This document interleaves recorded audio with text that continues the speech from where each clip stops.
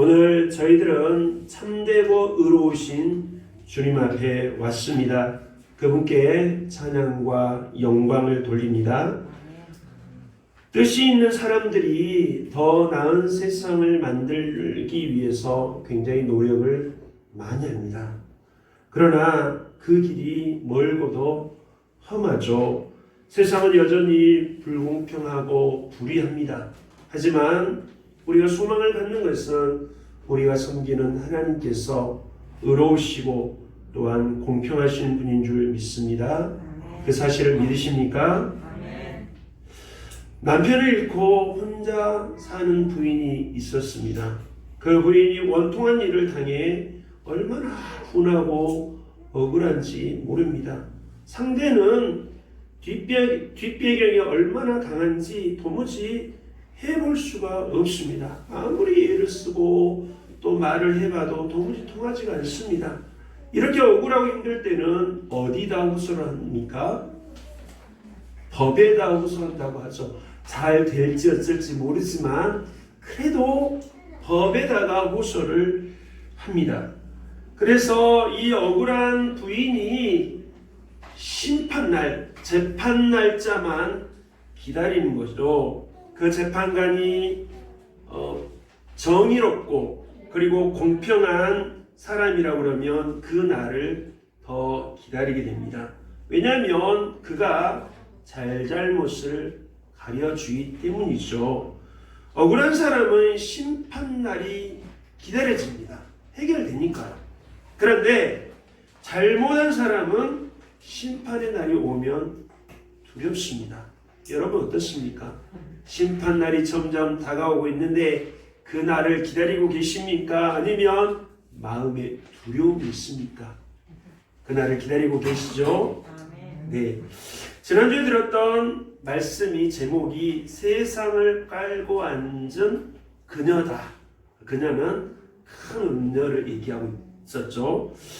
이 세상을 깔고 앉은 그녀는 거룩한 사람들을 죽이고 피를 흘리게 하며 그 피에 도취가 된 악한 세력이라고 했습니다. 그래서 요한계시록 17장 마지막 절을 보면 한번 보겠습니다. 17장 마지막 절 18절에 함께 읽습니다. 또 내가 본 그 여자는 땅의 왕들을 다스리는 큰 성이라 하더라. 이 여인은 엄청난 영향력을 미치는, 세상에 큰 영향을 미치는 큰 성이다. 큰 영향을 미치는 존재다. 이렇게 말씀하고 있고요. 18장에서는 다르게 표현하고 있는데 그게 바로 큰 성 바벨론이다. 따라서 해보겠습니다. 큰 성 바벨론. 큰 성 바벨론. 세상에 악한 영향을 미치는, 엄청난 영향을 미치는 존재, 바로 큰 성 바벨론입니다. 이 바벨은 혼란이라는 뜻입니다. 혼란이라는 뜻인데 창세기 10장에 니므롯, 세상의 첫 번째 사냥꾼, 용사 이렇게 표현하는데 이 니므롯이 시날 땅에 세운 성읍이 바벨입니다. 노아 홍수의 사람들은 흩어짐을 막고 자신들의 이름을 높이 드러내려고 시날 땅에 높은 탑을 쌓았는데 그 탑이 무슨 탑이죠? 바벨탑입니다. 이 바벨탑은 그들이 하나님을 대적하기 위해서 높이 더 높이 쌓았습니다. 하지만 하나님의 심판으로 언어가 혼잡게 되었고 이 바벨탑은 중단되었습니다. 그런데요, 그 뒤에 이야기는 성경에 나오지 않지만 이 바벨탑을 다시 중건하려고 노력하는 사람들이 있었습니다. 여러 제국, 여러 왕들이 애를 썼습니다. 그러나 아무도 그것을 다시 세우지는 못하고 바벨론의 느부갓네살 왕이 이 탑을 다시 재건을 했다. 이렇게 기록을 하고 있습니다. 물론 실제로 남아있지는 않지만 그의 비석에, 느부갓네살의 비석에 그런 기록이 남아 있습니다. 그래서 이 바닥은 넓이는 91.4제곱미터, 위에 약 100m, 98.5m 높이까지 바벨탑을 다시 중건을 했다. 이렇게 그의 비석에 기록이 남아 있습니다. 그리고 꼭대기까지 올라가는 그런 계단이 있었고 7층에 우상에게 제사를 지내는 제단이 있었다라고 기록을 하고 있습니다. 우리가 잘 아는 바벨론 제국은 남왕국 유다를 멸망시켰던 BC 586년에 남왕국 유다를 멸망시켰던 나라입니다. 다니엘서 5장에 이 나라의 마지막 왕이 등장하는데 그가 바로 벨사살 왕입니다. 이 벨사살 왕은 승리의 도치가 되어서 많은 신하들과 백성들을 모아놓고 술잔치를 벌입니다. 그리고는 객기를 부리는데 야 가서 느부갓네살 왕이 뺏어왔던 저 예루살렘 성전에서 제사 드릴 때 썼던 그릇을 가져와라. 그 그릇에다 술을 마셔야지 기분이 좀 나겠다 하고 그 그릇을 가져와서 술을 마시는데 그때 뭐가 나타납니까? 갑자기 손이 나타나더니 저 벽에다가 글씨를 막 써나가는 것입니다.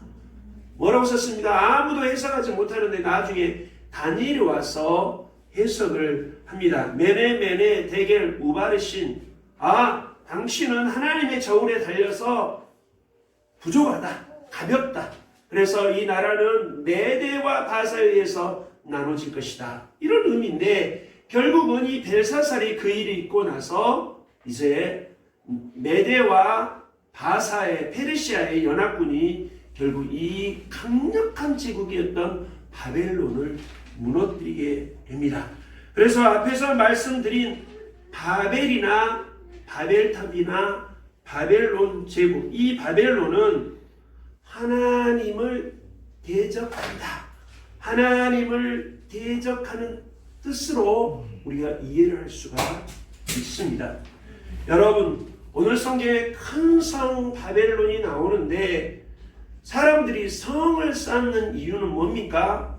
성을 쌓는 이유는 그 성 안에 있는 백성들의 생명을 지키고 백성들의 재산을 보호하기 위해서 성을 쌓는 것 아니겠습니까? 높이 더 높이 두껍게 튼튼하게 만들고 그 다음에 큰 문을 중간중간에 달아서 그 문을 통해서 사람들이 왕래하게 합니다. 철저하게 감시를 하는 거죠. 그리고 매일 밤낮으로 경비병을 세워서 이 문을 지킵니다.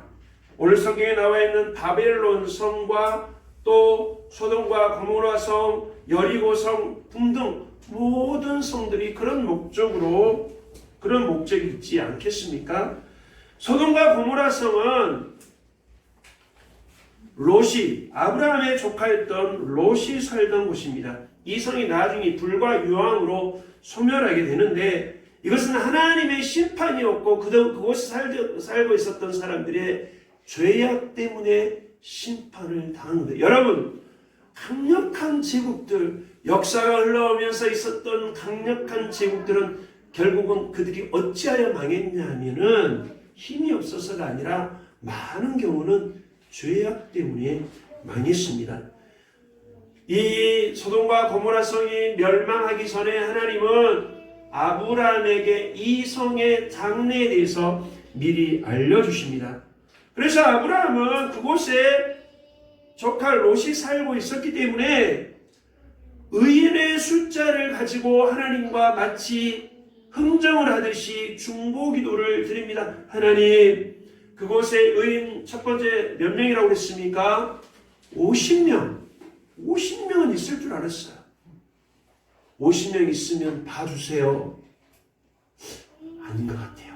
45명, 40명, 30명, 20명. 그래, 10명은 있겠지. 우리 조카 며느리, 그 다음에 또 손주들 다 따져보면 벌써 4명에, 그 다음에 남자친구들 하면 적어도 10명은 있겠지. 아마 아브라함이 생각했는지 모르겠습니다.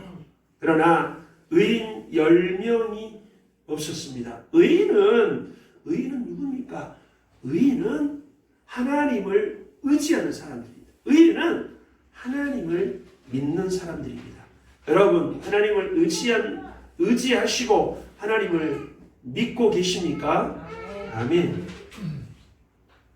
이런 의인 10명이 없어 소돔과 고모라 성은 멸망을 당합니다. 유황 불러 심판을 하십니다. 심판의 자리에서 겨우 구원받은 롯과 그의 가족은 아브라함의 기도의 덕을 봅니다. 성경에 기록을 하고 있습니다. 하나님께서 누구를 기억하셨다? 아브라함을 기억하셨다. 이렇게 말씀합니다. 이들이 구원받는 과정에서 롯의 아내는 뒤를 돌아보지 말라고 했는데 뒤를 돌아봄으로 소금 기둥으로 변합니다. 롯의 아내는 왜 뒤를 돌아봤을까요? 뒤를 돌아보지 말라고 했는데 왜 뒤를 돌아봤을까요? 그곳에서 그동안 즐겼던 것이 생각이 났을까요? 아니면 그거 챙겨왔어야 되는데, 그 농협 통장 그거 챙겨왔어야 되는데, 아마 그런 마음이었을까요? 쟁기를 잡고 뒤를 돌아보는 자는 하나님의 나라에 합당하지 않습니다. 전로 역정에도 보면 순례자가 장망성을 떠납니다. 장망성, 장차 망할 성이죠. 장망성을 떠나 이 순례길을 걸어갑니다. 아무리 힘들어도 장망성으로 돌아가면 안 됩니다. 다시 돌아갈 마음도 먹었습니다. 재작년에 우리 애니메이션 함께 봤는데 거기 보니까 아내는, 거기에서는 그렇게 나와요. 아내가 안 따라왔어요. 그래서 아마 이 순례자는 아내 생각이 났을지도 모르겠습니다. 그러나 아무리 힘들어도 장망성으로 되돌아가면 안 됩니다. 영원한 날을 향하여 뚜벅뚜벅 전진해 나가야 합니다. 이스라엘 백성들도 매일 똑같은 음식인 만나를 먹자 지겨워서 애굽 땅을 얘기를 합니다. 모세에게 얘기해요. 그곳에 이것저것 많이 먹었는데 부러워하고, 그리고 그곳을 그리워합니다. 이런 백성들을 가리켜서 성경에는 패역한 백성이다 말씀하고 있습니다. 패자는 부패하다, 역은 되돌아간다, 돌린다 이런 뜻 아니겠습니까? 도리에 어긋나고 순리를 거스린다는 뜻의 패역. 이 백성들을 가리켜서 다시 애굽으로 돌아가려고 하는 그들, 패역한 백성이라 말씀합니다. 여호수아 6장에는 여리고성이 나오죠. 그 성은 굳게 닫혀 있습니다. 이미 만왕의 왕 만주의 주이신 여호와 하나님에 대한 소식을 이 백성들은 들어요. 그리고 이스라엘 이스라엘에 대한 소식도 들었음에도 그들은 문을 꼭꼭 걸어 잠깁니다. 하나님의 백성을 대적하죠. 그래서 이스라엘 백성들은 하나님의 명령대로 7일 동안 여리고성을 13바퀴를 돕니다.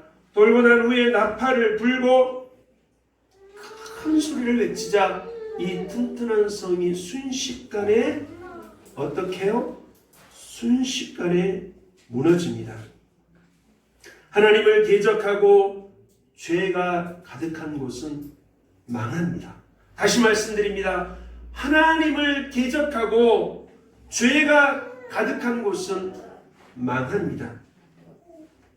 이런 심판의 이야기가 성경에 많이 나옵니다. 구약 성경이 특별히. 그러면 이런 생각이 들어요. 하나님은 심판을 즐기시나? 심판받는 것을 이분은 좋아하시나? 이런 생각이 들어요. 그러나 결코 그렇지 않습니다. 하나님은 심판을 즐기시는 분이 아니라 구원을 즐거워하십니다. 모든 백성들이 구원받는 것을 주님은 원하십니다. 하나님의 뜻은 모든 사람을 구원하는 것이라고 말씀하고 있습니다. 소돔과 고모라 성의 롯과 그의 딸들이 구원받습니다. 여리고 성에서는 기생 라합과 그 집에 모여있던 사람들이 구원받습니다. 하나님은 죄를 심판하십니다. 그래서 죄가 가득한 성이 심판을 받는 거죠. 죄에 참여하지 말고 따로 나와 있으라. 오늘 18장 4절 말씀에 보니까 거기에서 나와서 따로 있어라 말씀인데 왜요? 그 성이 망할 때 그 성에 있으면 똑같이 망하니까 그곳에서 나오라고 말씀합니다. 구원받아야 하는 사람들이 그 성에서 구원받아야 할 사람들을 그 성에서 나오게 합니다. 나와야 합니다. 그렇지 않으면 성이 심판을 받을 때 함께 심판을 받게 됩니다. 롯과 그의 딸들, 라합과 그의 집에 속한 자들은 심판의 때에 그곳에서 나왔습니다. 결별을, 그 성과의 결별을 선언하고 나왔기 때문에 구원을 받습니다. 순종했기 때문에 구원을 받습니다. 나와라, 빨리 나와라, 빨리 나와야지 구원 받는다. 그 말을 따랐을 때 구원 받습니다. 자기의 공로가 아닌 다만 복음에 순종한 것이죠. 우리의 의인한 노력으로 구원의 은총을 입을 수는 없습니다. 순전히 그분의 은혜입니다. 세상에서 나와 그분에게 속한 자들이 구원을 받습니다. 내가 그리스도와 연합함으로 구원을 받습니다. 로마서 6장에 말씀하신 것처럼 회개하고, 회개라는 것은 그 성과 떨어지는 겁니다. 그 성에서 나오는 거죠. 돌이킬 회, 고칠 개자입니다. 돌이켜서 고칩니다. 그 성에서 나와서 이제는 어디로 갑니까? 예수 그리스도와 연합합니다. 예수님의 이름으로 세례를 받음으로 그와 우리가 연합이 됐다. 로마서 6장은 말씀하고 있죠. 그러므로 의인이 됩니다. 할렐루야. 아멘. 오늘 성경에 나온 큰 성 바벨론은 어떤 곳입니까? 이 큰 성 바벨론은 성경에 말씀하고 있기를 귀신의 처소입니다. 각종 더러운 영이 모이는 곳입니다. 악하고 더러운 것들이 드글드글하는 곳입니다. 각종 더럽고 가증한 새들이 모이는 곳이다. 그러니 그곳에서 나오라는 말씀이죠. 하나님의 사람들, 구원받은 백성들은 예수 그리스도를 중심으로 모입니다. 이사야 9장 말씀 아까 우리가 보았는데 말씀처럼 예수님은 희묘자라, 모사라, 전능하신 하나님, 영존하신 아버지, 평강의 왕이다. 그 예수님에 대해서 우리가 확신이 있기 때문에 그분을 중심으로 해서 우리는 모입니다. 어떤 사람은 저 큰 성 바벨론에 모여요. 귀신의 처소에 거기에 모이지만 하나님의 사람들은 예수 그리스도를 중심으로 해서 기묘자, 모사, 전능하신 하나님, 영존하신 아버지, 평강의 왕이신 예수 그리스도를 중심으로 해서 모입니다. 힘들어도 그분을 따르면 영생입니다. 부활이요 생명입니다. 이렇게 구원받은 성도들이 교회를 이룹니다. 교회가 됩니다. 교회에 모입니다. 그런데 음부의 권세, 이 큰 성 바벨론의 세력들은 교회를 이기려고 하죠. 예배를 방해합니다. 세상에 이미 우리가 나왔는데 우리의 발목을 꼭 잡고 도무지 놔주지 않으려고 합니다. 그냥 가지 말라. 우리의 발목을 꼭 잡고 있어요. 그러니 나왔다가 들어가고 나왔다가 되돌아가는 패역한 백성들이 생기죠. 그래서 또 끌려가는 사람들이 생깁니다. 이 큰 성 바벨론과 연대한 이들이 있습니다. 18장에 내용이 쭉 나오죠. 이 큰 성 바벨론에 속한 연대하는 세력들이 있는데 이 성이 무너지는데 무너졌도다 이렇게 외치지 않습니까? 확실하다는 거죠.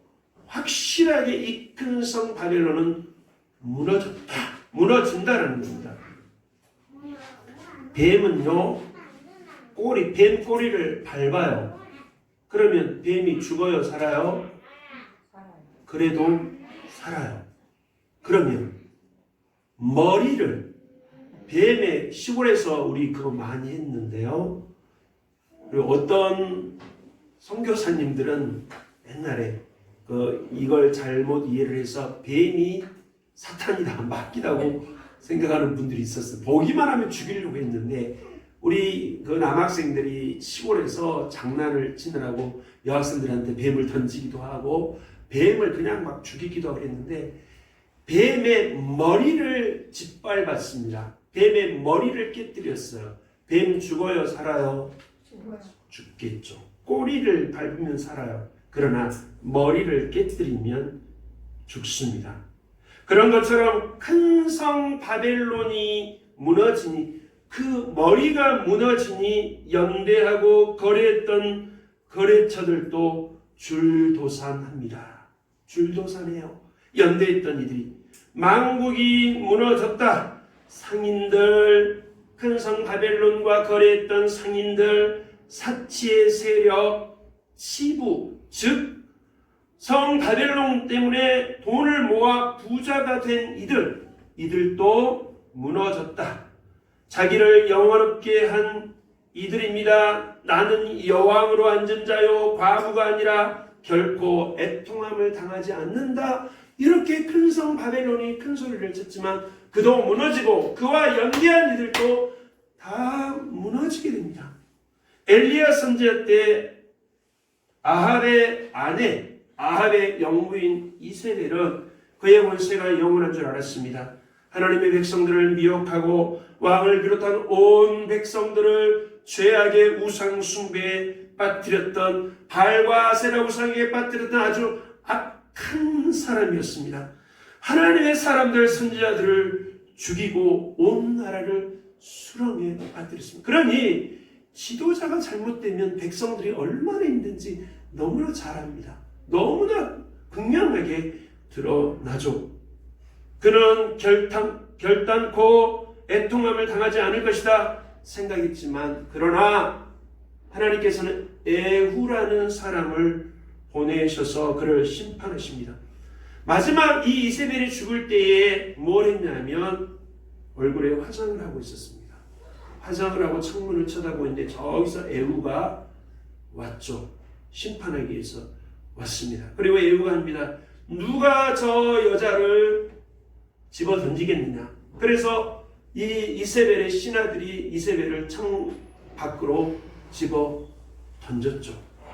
창 밖으로 집어 던져서 이 여자가 죽었는데 나중에 보니까 장례식을 치르려고 보니까 이 시신이 남아있는 게 별로 없어요. 뼈 몇 조각, 머리 조각 몇 개 없었어요.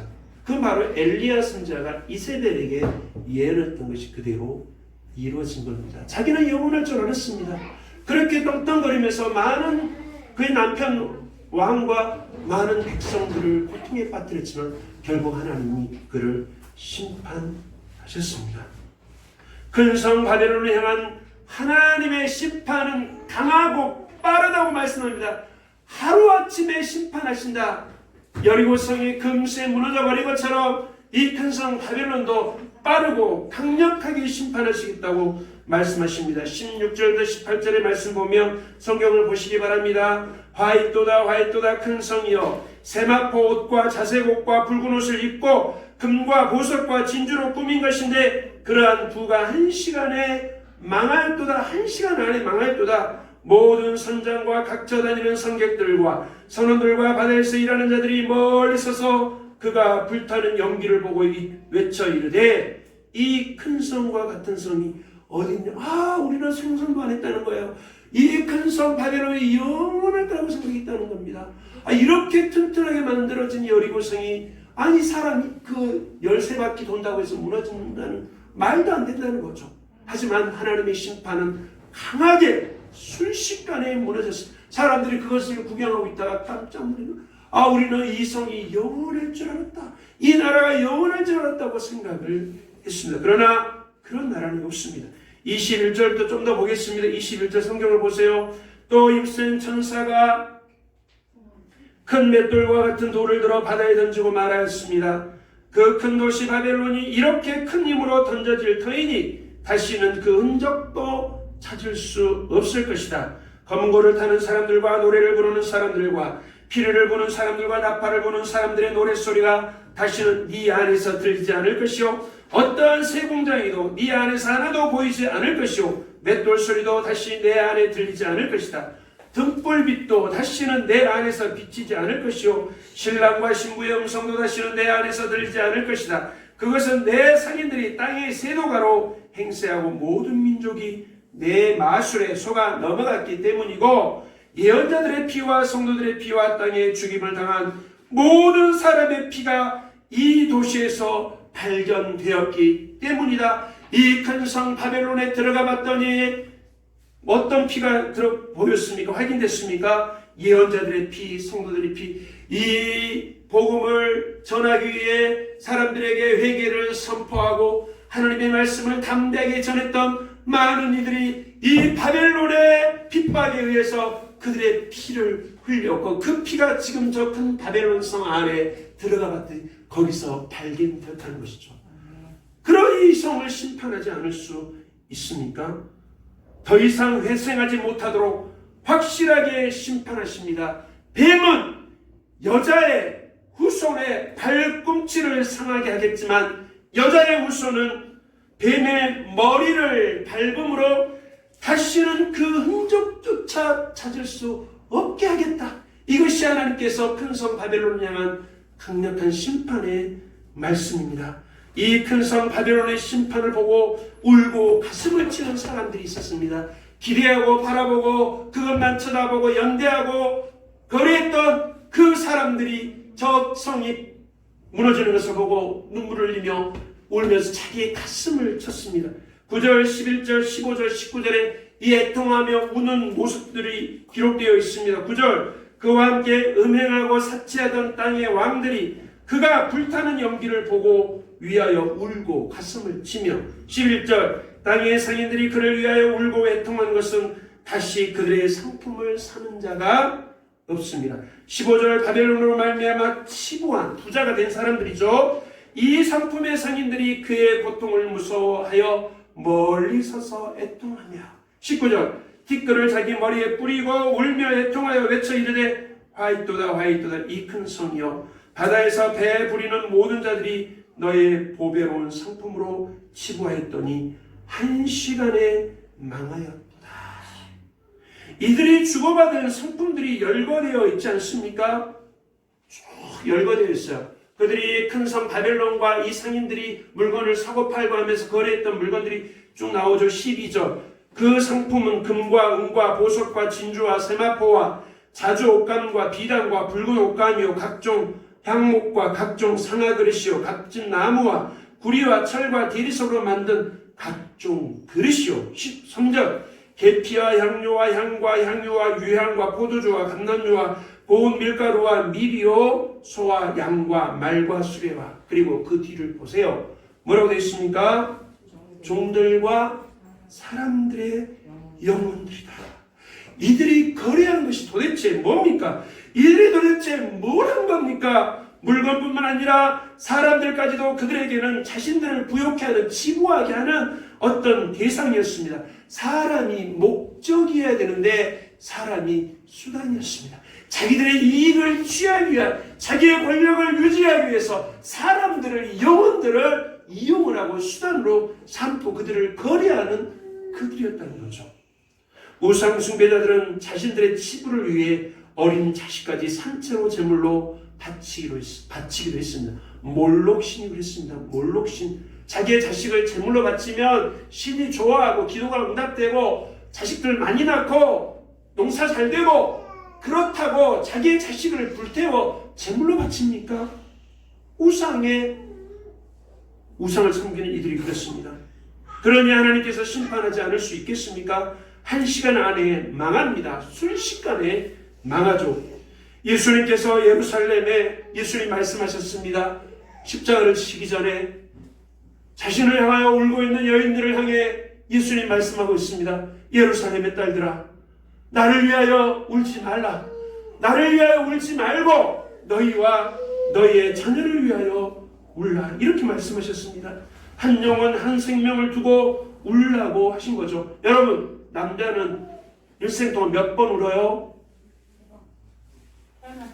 3번 우니까 태어날 때, 부모님 돌아가실 때 또 언제 울어요? 예, 남자가 3번만 우면 된다고 하지만 여러분, 남자라도 울어야 한다면 100번이고 1000번이고 울어야 됩니다.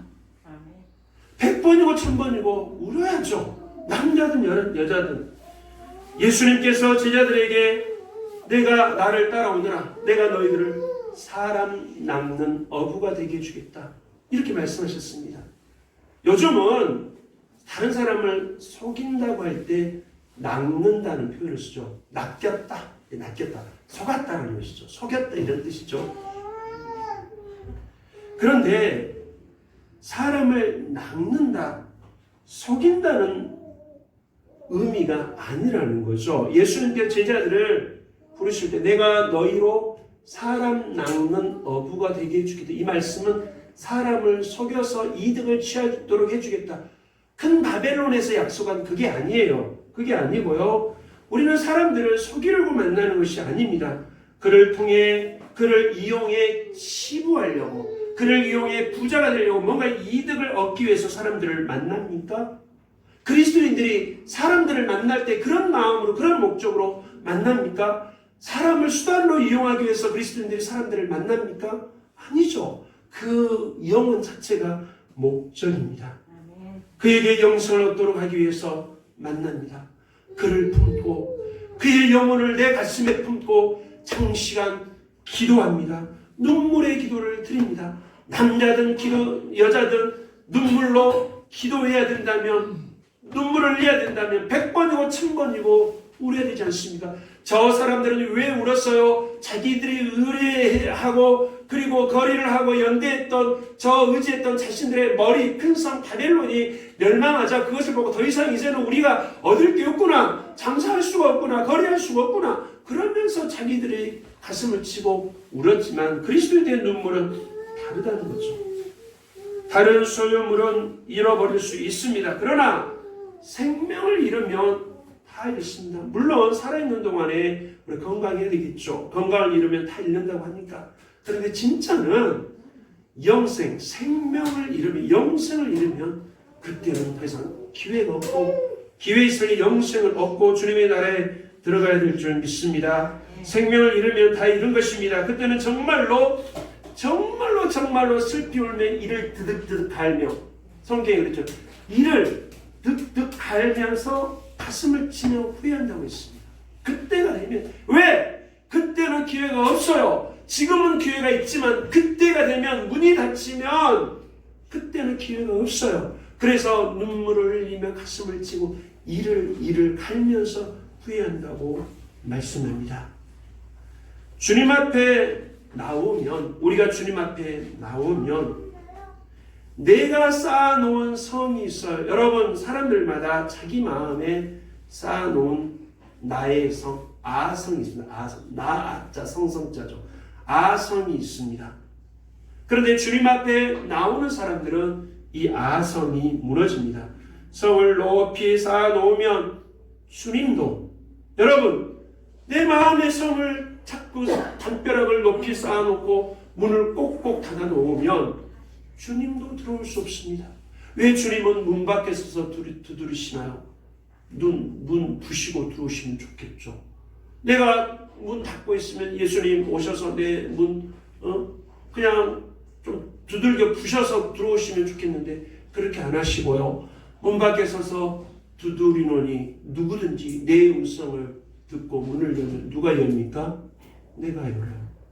내가 쌓아놓은 이 성을 무너뜨리지 않으면 주님도, 나의 이웃도, 나의 친척도, 나의 직장 동료도, 심지어 친구들도 내 안에 들어올 수가 없습니다. 나와 이제 교제를 할 수가 없는 거죠. 은혜를 받으면 성은 무너집니다. 따라서 합시다.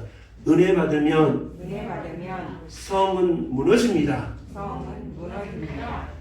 마음이 다치고 사람들에게 상처받고 도무지 사람들을 믿을 수 없이 내 마음의 성을 가득 튼튼하게 높이 쌓았던 사람도 은혜를 받으면 이 성이 무너진다고요. 이 성이 무너진다고요. 이 성을 무너뜨리지 않으면 주님과 교제할 수가 없고 은혜 가운데 살아갈 수가 없습니다. 주님이 내 안에 오시며 큰 성 바벨론이 심판을 받는 날, 우리는 주님과 함께 영원한 나라에 이르게 됩니다. 바벨론을 향하여 무너졌도다, 무너졌도다. 이사야서는 하나님을 향하여는 천사들이 가리켜 거룩하다, 거룩하다. 천사들이 6날개를 가지고 자기 자신을 가리고 날개짓을 하면서 거룩하다, 거룩하다, 거룩하다라며 하나님을 향하여 외쳤습니다. 아성을 무너뜨리고 주님께 자신을 내어드리는 성도들이 되기를 원합니다. 거기서 나와 주님과 연합하는 것이 살 길입니다. 많은 것을 잃었어도 영생을 가졌다면 소망이 있습니다. 이 큰 성 바벨론이 약속한 것은 거품처럼 사라질 것입니다. 저 세상을 깔고 앉은 그녀도 약속을 했어요. 큰 성 바벨론도 우리에게 약속을 했습니다. 그러나 그들의 한 약속은 어느 순간 거품처럼 다 사라질 겁니다. 그러나 하나님의 약속은 영원한 줄 믿습니다. 여러분, 마음을 굳게 하십시오. 마음을 굳게 하셔야 됩니다. 바벨론의 거짓 약속에 속지 마세요. 거기서 나와 따로 있어야 합니다.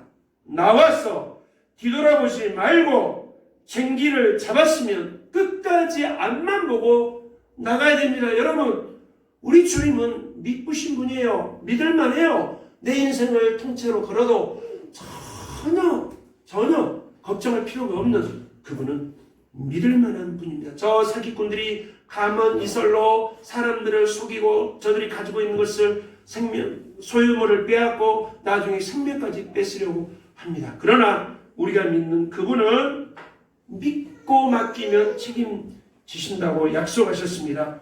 발목 잡고 뒤에서 잡아 끌어도 뿌리치고 주님과 함께 끝까지 달려가시는 우리 모든 성도들이 되시기를 예수님의 이름으로 축원드립니다. 아멘. 기도하겠습니다. 큰 성 바벨론은 무너졌습니다. 큰 성 바벨론은 무너졌습니다. 그들과 연대한 모든 이들은 가슴을 치며 슬피 울 수밖에 없었습니다. 거기서 따로 나와 연합하자. 오늘 주님이 우리들에게 약속하신 말씀입니다. 말씀을 잘 세우고 잘 마음에 간직하고 그리고 발목을 잡고 우리를 시험하더라도 결코 저 큰 성 바벨론에게 속지 않도록 도와주시옵소서. 한결같은 마음으로 주님을 따르는 믿음의 사람들 되기를 원합니다. 오늘 내 마음에 쌓여져 있는 이 아성이 예수님의 이름으로 무너지기를 원합니다. 예수님의 이름으로 명하노니 영들 속에 있는 저 튼튼한 아성은 높이 쌓아둔 아성은 예수님의 이름으로 무너질지어다. 그래 하나님의 은혜를 받게 하시고 사람들과 소통하게 하시고 정말로 복된 인생을 살아가도록 축복하여 주시옵소서. 예수님의 이름으로 기도드리옵나이다. 아멘.